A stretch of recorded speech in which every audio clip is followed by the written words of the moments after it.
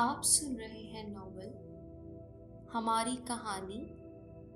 Writer Sumera Hamid. पापा और uncle के फर्स्ट कजन की अकलौती बेटी का निकाह था और वो सब उसमें शिरकत करने के लिए आए हुए थे। अस्सलामुअलैकुम मोहतरमा उर्वा। ये उसका इब्तिदाई अंदाज था मुझसे बात करने का, जो काफी मुहज़्ज़ब था। मम्मी पापा तो उन्हें लेने एयरपोर्ट गए थे, सिर्फ मैं और रक्षा ही घर पर थे। वो कार से बाहर निकलकर सबसे पहले चलता हुआ मेरे पास आया था। वालेकुम अस्सलाम मोहतरम जैक। मैं जैक नहीं हूँ, मुझे अम्मार कहा जाए। तो वो अपने पैदाइशी नाम को इस्तेमाल करने के लिए तैयार हो चुका था। इस बार वो काफी इंसानी हुलिये में मलबूस आया था। ना बालों में कोई हल फिरा हुआ था, ना कोई करंट दौड़ाया गया था। लेकिन उसने जो टी शर्ट पहन रखी थी वो काफी इनकलाबी सी थी। उसकी एक आस्तीन किसी और ही फैब्रिक की थी। वो आस्तीन उस शर्ट का हिस्सा नहीं लग रही थी।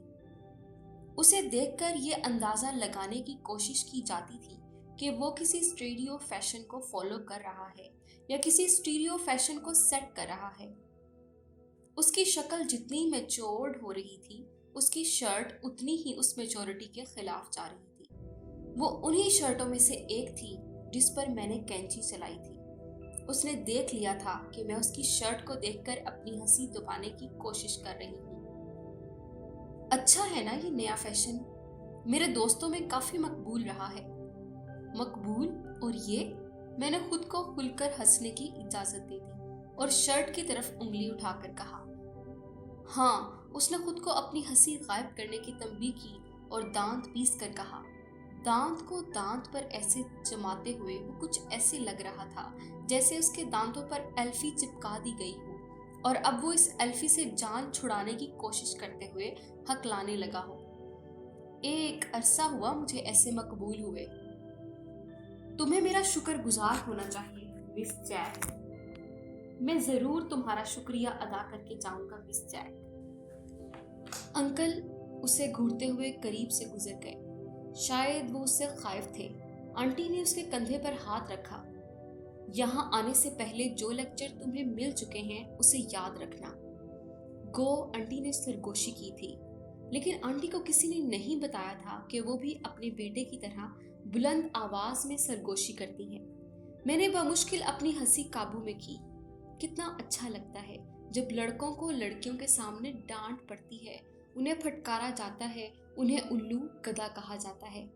आह, अब वो लड़का अपने स्कूल के थिएटर का जॉनी डीप हो या रेसलिंग रिंग का होगन, लड़कियों के सामने वो फुसफुसाकर जीरो हो जाता है। मुझे तो तुम्हारी हैसियत वही पुरानी की पुरानी लग रही है। मेरा इशारा आंटी की सरगोशी की तरफ था जिसमें वो चुपके से उसे फटकार गई थी। लेकिन मुझे तुम्हारी शक्ल नई नई लग रही है। क्या करती रहती हो तुम अपनी शक्ल के साथ? पहले अच्छी खासी लूमड़ी जैसी लगती थी, अब एकदम से चिपकली सी हो गई हो। दीवारों पर रींग रींग कर तुम्हारे हाथ भी खराब हो गए हैं। अगर तुम्हें जानवरों में कोई इंटरेस्ट है तो कोई अच्छा जानवर बनो, जैसे चमगादड़ या। Shut up. मुझे अपने जिस्म का सारा खून उबलता हुआ महसूस हुआ। अपनी शक्ल देखी है तुमने? पिचकी हुई रग्बी बाल। ओह, वो महजूज हुआ। कभी रग्बी बाल हाथ में पकड़कर भी देखी है या टीवी से रग्बी का नाम ही सीख लिया है? तुम जैसी लड़कियां दूसरों को मुतासिर करने के लिए गूगल से फिल्मों, खिलाड़ियों, शहरों, होटलों, खानों, आर्ट के नमूनों के नाम देखकर याद कर लेती हैं, फिर ऐसे जाहिर करती हैं जैसे हमसे ज्यादा तो कोई जानता ही नहीं। रग्बी के एक आध खिलाड़ी का नाम भी तुमने याद किया होगा। 10-12 फुटबॉल के खिलाड़ियों के नाम, कुछ साइंसदानों के, कुछ क्लासिकल फिल्मों और किताबों के नाम। हो गई इम्प्रेसिव लिस्ट तैयार। वैसे इस बार तुमने कितनी किताबें लाकर अपने कमरे में रखी हैं? इस बार ड्रैकुला इन पार्क लैंड रखी है। मैं चिल्ला उठी। मेरे असाब जवाब दे गए थे। मेरा खून उबल उबल कर अब सूखने लगा था। उससे पहले कि मैं अपना सारा खून खुश्क करवा लेती, मैं उससे दूर हो गई। मुझे जिंदगी में दो बड़े सदमात से गुजरना पड़ा। एक बचपन की मंगनी का, एक मेरी वार्डरोब के माजूर हो जाने का। दोनों सदमात जानलेवा थे। दोनों सदमात के वकूअ पजीर होने के दिन मेरी जिंदगी के ब्लैक डेज थे। कमरे में बंद होकर मैंने आधे घंटे की खामोशी इख्तियार की, मोमबत्तियां जलाकर वार्डरोब के सामने रख दी और खुद उनके पास चौकड़ी मारकर बैठ गया। ये क्या कर रहे हो? मामा कमरे में आई। ताज़ियती तकरीब?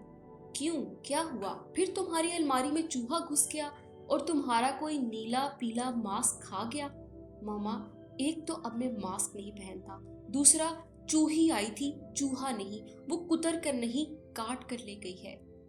ओह, वैसे मुझे कितने मिनट की खामोशी इख्तियार करनी होगी? आपको मेरे यूनिवर्सिटी जाने तक खामोशी इख्तियार करनी होगी। मेरा मतलब उर्वा से था कि अब कोई उसका नाम भी मेरे सामने ना ले। अपनी तकरीब जारी रखो। वो हंसने लगी। कितनी बेफिक्री से मामा हंस रही थी। क्या वो देख नहीं रही थी कि मैंने वार्डरोब के सामने एक नहीं, दो नहीं, पूरी 3 दर्जन कैंडल जला रखी हैं?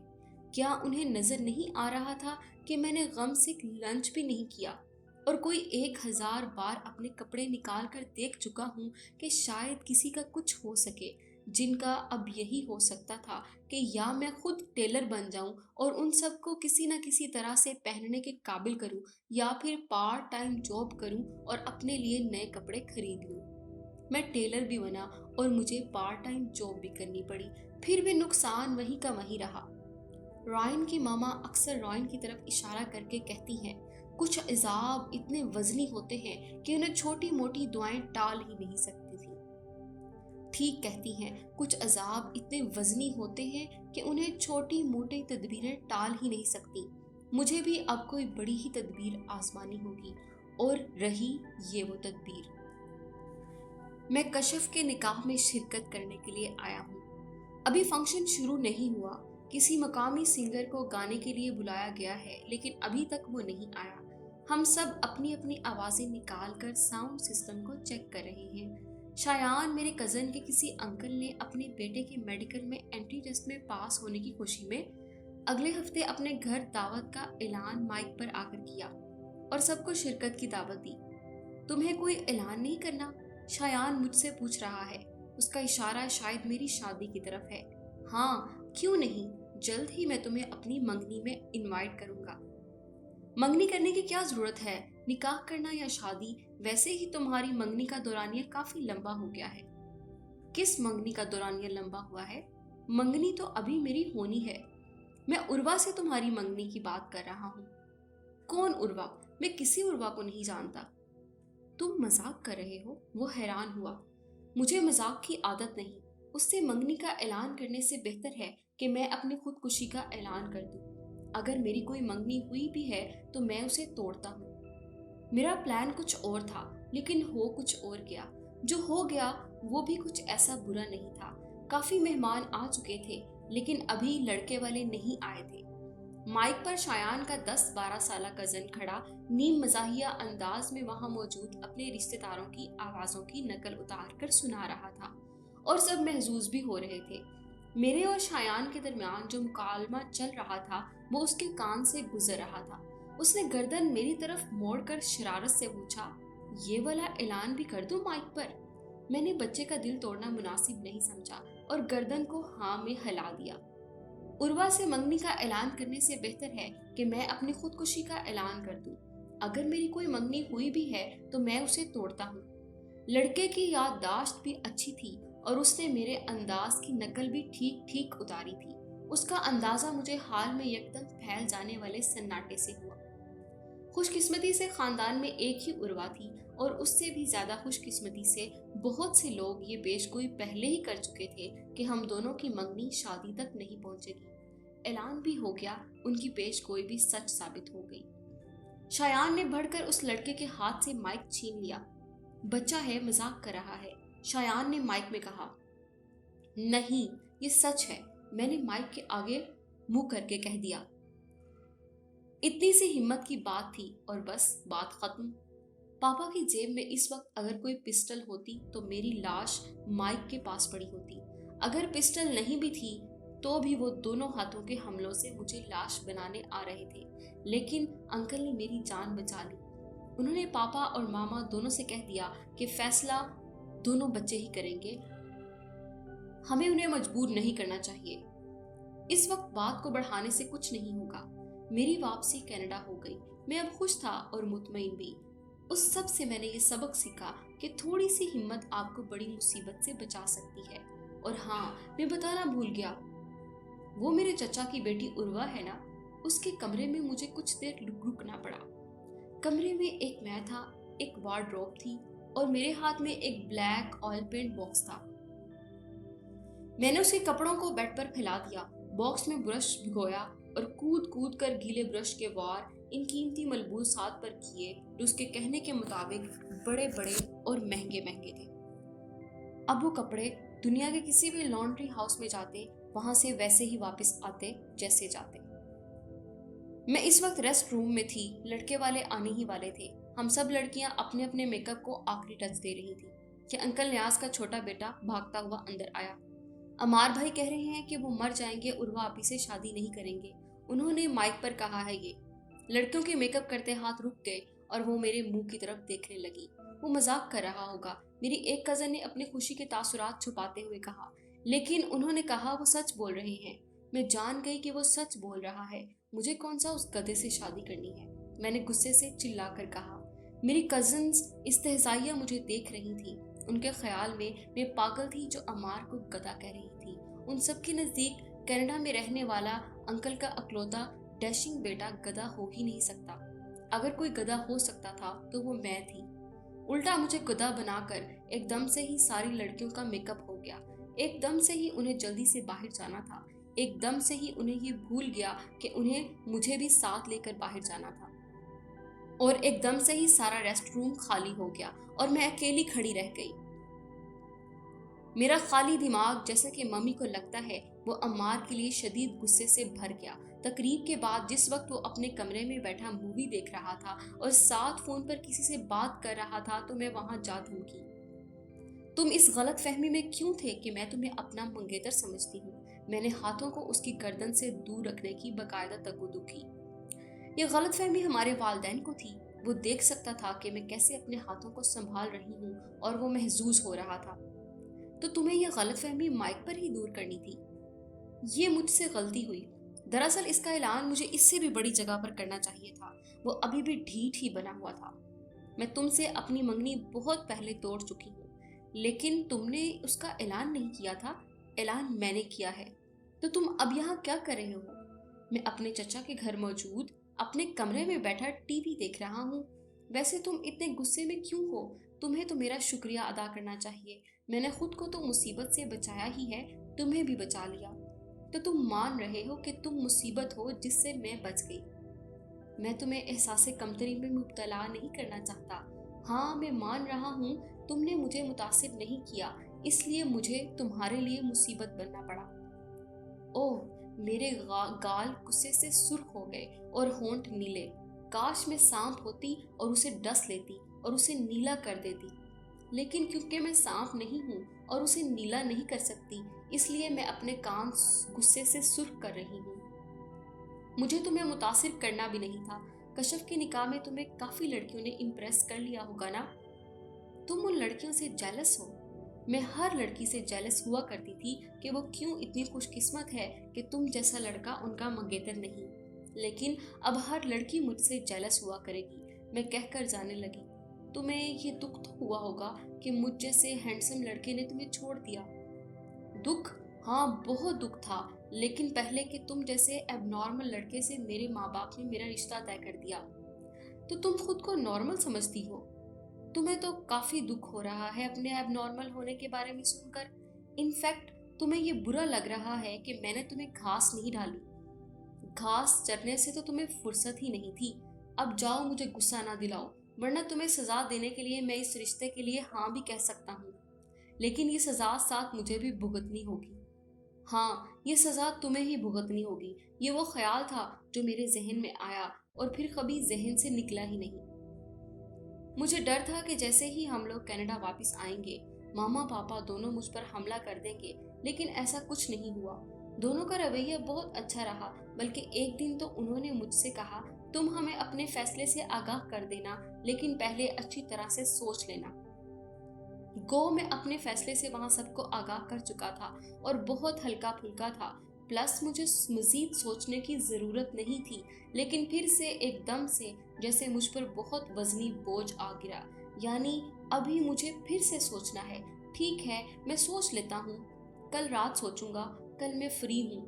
कल की रात आई तो मैंने सोचा कि आजकल मेरे एग्जाम्स चल रहे हैं, मुझे एग्जाम्स के बाद सोचना चाहिए। एग्जाम्स के बाद मुझे ख्याल आया कि मेरे एंजॉयमेंट के दिन हैं, मुझे हर चीज़ भुलाकर सिर्फ एंजॉय करना चाहिए। एंजॉयमेंट के दिन ख़त्म हुए तो फिर से क्लासेस शुरू हो गई और मैं स्टडी में बिजी हो गया। फिर से एग्जाम्स आ गए और यूनिवर्सिटी के आखिरी साल की टफ स्टडी शुरू हो गई। इत्तेफाक से अगर मुझे कुछ वक्त फ्री मिलता तो मैं कोई ना कोई मूवी देख लेता, कुछ ना कुछ पका कर खाने लगता या रॉयन के साथ घूमने निकल जाता। फिर मेरी जॉब भी बहुत टफ थी, मेरे पास इतना वक्त ही नहीं था कि मैं सोचता। डिनर टेबल पर जैसे ही पापा मुझे गौर से देखते, मैं जल्दी से खाना खत्म करके अपने कमरे में आ जाता। क्यों? क्या मैं डर रहा हूँ कि वो मुझसे मेरे फैसले के बारे में ना पूछ लें, जिसके बारे में मैंने अभी तक सोचा ही नहीं। उस फैसले के बारे में जिस पर मैं बहुत क्लियर हूँ। नहीं, ऐसा नहीं हो सकता, मैं डर नहीं सकता। ये भी पापा का कोई ट्रिक है, वो मुझे उलझा रहे हैं। वो जानबूझकर मेरे जहन पर बोझ डाल रहे हैं। जो भी है, फैसला तो हो चुका, बस एक बार फिर से उस पर सोचकर उन्हें आगाह करना है। छोटा सा मामूली सा काम, लेकिन बस मुझे वक्त नहीं मिल रहा था। तुम्हें वक्त की क्या जरूरत है? बस झट जाकर कह दो तुम्हें नहीं करनी उर्वा से शादी। मेरे अंदर से आवाज आई, ये चीटिंग होगी। पापा ने कहा है एक बार अच्छी तरह से सोच लो। पापा को किसने बताना है कि तुमने चीटिंग की है? कह देना अच्छी तरह से सोच लिया है।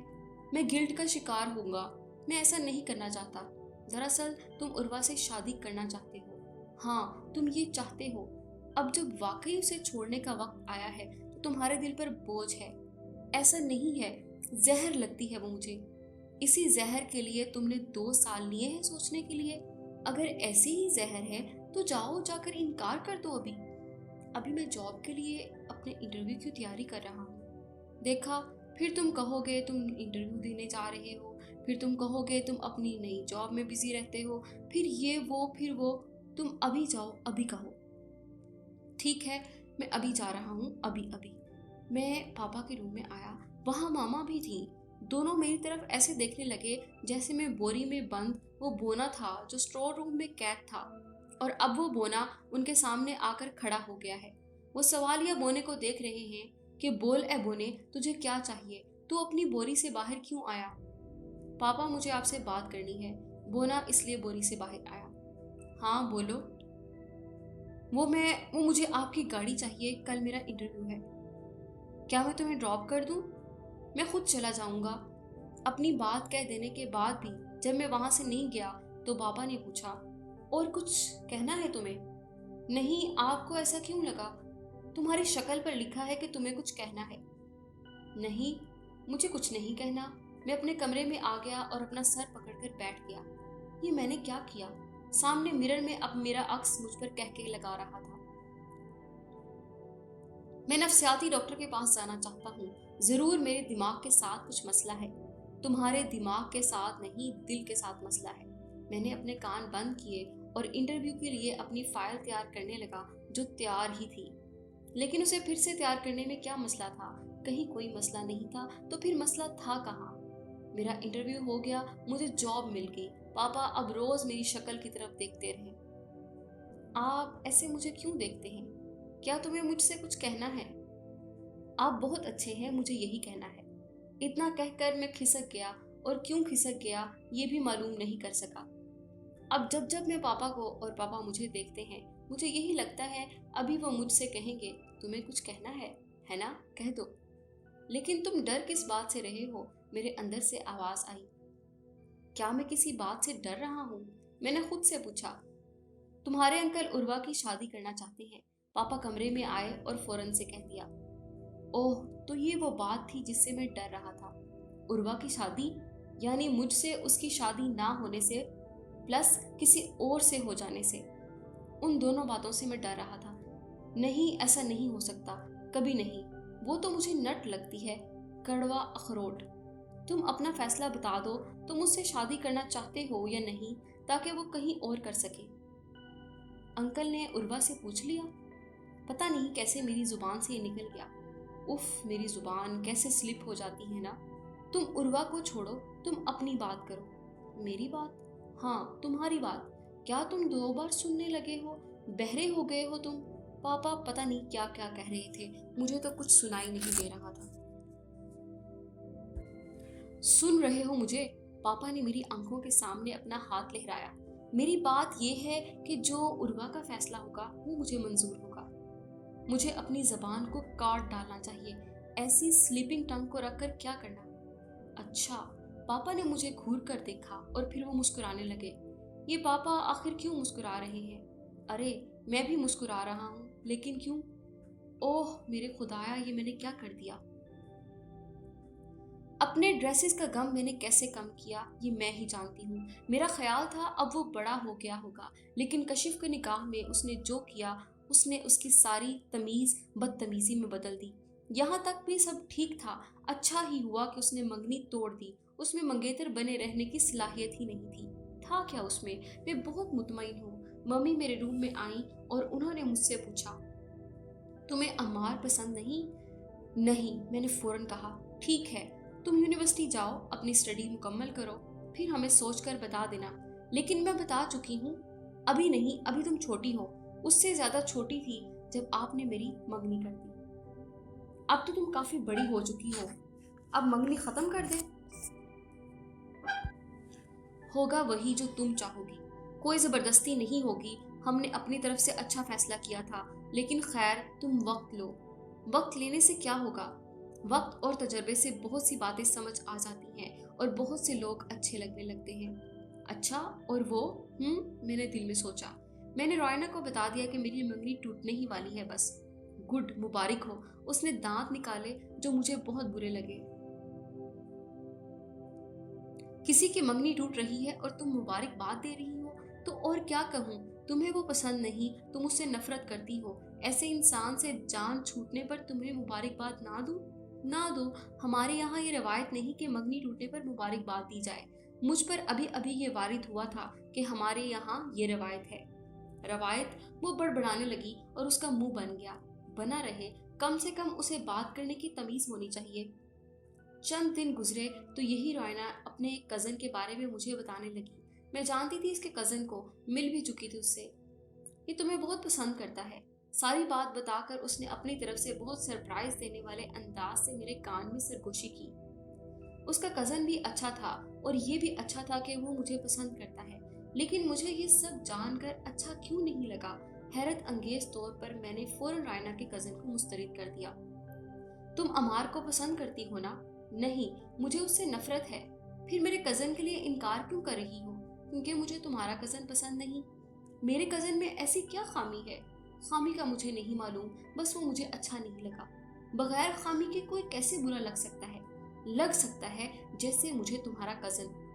तुम अपनी मंगनी तोड़ना ही नहीं चाहती। मेरी मंगनी टूट चुकी है, अब बस उसका बाकायदा ऐलान होना है। मामा ने कहा है मैं स्टडी मुकम्मल कर लूँ, फिर ऐलान होगा। मामा ने ऐलान करने के लिए तुम्हें इतना वक्त दिया है? तुम्हारा दिल अमार की तरफ से फिर जाए इसलिए वक्त दिया है, और वो फिर चुका है। मेरा दिल क्या फिरकी है? सबका दिल ही फिरकी होता है। मुझे साइंसदान बनना था, लेकिन अब मैं आर्ट्स पढ़ रही हूँ। देखा मेरा दिल फिरकी। दिल फिरकी, दिल फिरकी। उफ, मेरे कानों में ये फिक्रा गूंजता रहा, लेकिन मैंने परवाह नहीं की। खानदान से मेरे लिए चंद प्रपोजल भी आए। जाहिर है सबको मालूम हो चुका था कि अमार ने कशिफ के निकाह की तकरीब में क्या किया है। मम्मी ने उन्हें फिलहाल टाल दिया कि अभी मैं पढ़ रही हूँ। मुझे हैरत हुई कि जब वो प्रपोजल वाली फैमिली आई तो मैं अपने कमरे में खौफ से छुप गई। कैसा खौफ? मुझे समझ नहीं आया। मैं क्यों डर रही हूँ? मैं खुद से पूछने लगी। तुम एकदम से कैसे बीमार हो गई? जरूर तुमने अपनी स्टडी की टेंशन ली है। मम्मी मेरे एकदम से बीमार हो जाने पर हवास बाख्ता हो गई। मैं खुद भी हवास बाख्ता ही थी कि मैं एकदम से बीमार सिर्फ इसलिए हो गई कि मेरा खानदान से एक रिश्ता आया है। लेकिन आखिर क्यों हूँ मैं खौफजदा? क्यों? उससे ज़्यादा खौफजदा मैं इस वक्त हो गई थी जब मेरा आखिरी पेपर था। लोग एग्जाम से फारिग होते हैं तो मज़े करते हैं, तुम्हें ड्रिप पे ड्रिप लग रही है। मेरी फ्रेंड्स मुझे तंग करने आ रही थी। मैं मज़े क्यों नहीं कर रही? मैं मज़े क्यों नहीं कर रही? क्या वजह है आखिर? बेटा, तुम्हारे अंकल पूछ रहे हैं कि उर्वा का क्या फैसला है। मम्मी एक दिन मेरे पास आई और नरवी से पूछने लगी, ओह, तो ये वजह थी। लेकिन यही वजह क्यों? मेरे हाथ में एक फ़ोटो एल्बम था जिसे मैं देख रही थी, मुर्दा लोगों का फ़ोटो सेशन। कैसा फैसला? मैं जानती थी वो क्या पूछ रही हैं, लेकिन फिर भी मैंने पूछा, अमार तुम्हें पसंद है या नहीं? नहीं, वो मुझे नहीं पसंद। ममा ने एक गहरा सांस लिया। फिर अब तुम्हारा क्या फैसला है? अच्छी तरह सोच लिया है ना? अच्छी तरह तो नहीं सोचा, लेकिन हम पाकिस्तान आ चुके हैं, बारात लेकर जा रहे हैं। मुझे अब तक ये मालूम नहीं हो सका कि मैंने उस शादी से इनकार क्यों नहीं किया। ऐसा नहीं है कि मैं खुश हूँ, मुझे तो मालूम ही नहीं कि मुझे खुश होना भी है या नहीं। मैं खुश क्यों हूँ? क्योंकि मेरी शादी हो रही है, या इसलिए खुश हूँ कि उर्वा ने शादी से इनकार नहीं किया? वैसे उसने शादी से इनकार क्यों नहीं किया, ये बात मुझे खौफजदा कर रही है। मैं बहुत खौफजदा हूँ क्योंकि मैं जान गया हूँ कि वो ऐन निकाह के वक्त इनकार कर देगी। जैसे मैंने माइक पर जाकर मंगनी के टूटने का ऐलान किया था, वो भी ऐसे ही करेगी। लेकिन नहीं, उसने निकाह के वक्त इनकार नहीं किया, बल्कि अब तो वो मेरे साथ आकर बैठ चुकी है। तो अब ये जरूर रुखसती के वक्त भाग जाएगी। हाँ, ये यही करेगी। मैंने उसे देखा, वो भी मुझे देख रही थी। उसका चेहरा भी मेरी तरह पीला हो रहा था। उसकी आंखों में भी खौफ है। वो भी डरी सहमी नजरों से मुझे देख रही है। तुम मुझे ऐसे क्यों देख रही हो? मैंने अपना खौफ दबाकर पूछा। तुम अभी भाग जाओगे ना? उसकी आवाज कांप रही है। नहीं, लेकिन तुम ऐसा जरूर करोगी। मेरी भी आवाज कांप रही है। साथ ही वो मुझे पटपट देख रही है। मैं भी पटपट उसे देख रहा हूँ। तुमने शादी से इनकार क्यों नहीं किया? वो मुझसे पूछ रही है। कितनी तेज है, ये मुझे हराना चाहती है। तुमने शादी से इनकार क्यों नहीं किया? मैंने उल्टा उससे पूछा। मैं बीवी बनकर सारी जिंदगी तुम्हें सजा देना चाहती हूँ। उसकी आंखों से सारा खौफ वसवसे रुखसत हो गए और उसने दिलेरी से कहा, अब तुम बताओ। उसकी बड़ी बड़ी आंखें सारी की सारी सिमट कर मुझ पर मरकूज हो गई। मैं शोहर बनकर सारी सजाएं भुगतना चाहता हूँ। मैंने भी उसी की तरह दलेरी से कहा और अपनी आंखों का उस पर समेट कर मुर्तकिज कर दिया। मैं कोई उससे डरता था जैसे वो मुझसे नहीं डरती थी। हम दोनों एक दूसरे से नहीं डरते थे। हम दोनों एक दूसरे से नहीं हारते। हम दोनों बचपन से अब तक एक ताल्लुक में बंधे रहे हैं। हम दोनों को अब बुढ़ापे तक भी साथ रहना चाहिए, है ना?